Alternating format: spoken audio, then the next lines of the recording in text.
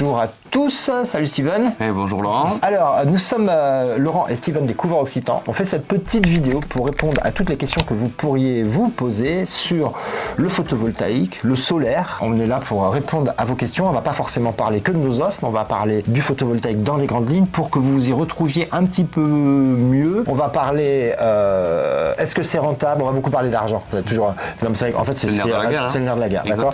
Combien ça coûte? Quelles sont les aides? Le dimensionnement? Combien est-ce qu'il faut investir? À qui il faut faire confiance? À qui il faut pas faire confiance? Les erreurs, les pièges dans lesquels il faut pas tomber. Alors, du coup, première question, moi que j'ai envie de te poser, Steven. Pourquoi est-ce que le photovoltaïque, là, ça revient à la mode? Il y avait ça il y a quelques années, ça a disparu, ça revient, et on semblerait que ça soit un peu mieux fait qu'avant. Alors, pourquoi est-ce qu'on parle du photovoltaïque aujourd'hui? Parce que depuis 2017, en fait, on n'est plus obligé de faire de la revente totale, donc automatiquement, on peut autoconsommer sa propre énergie qu'on produit. Donc ça, déjà, c'est la bonne nouvelle. Hein. Et puis, aussi, toutes les augmentations qu'on a eues depuis ces dernières années du prix de l'électricité. On voit que l'électricité, elle augmente beaucoup. Est-ce que ça va continuer à augmenter l'électricité? Oui, on sait que ça va augmenter. Après, de combien, on ne sait pas.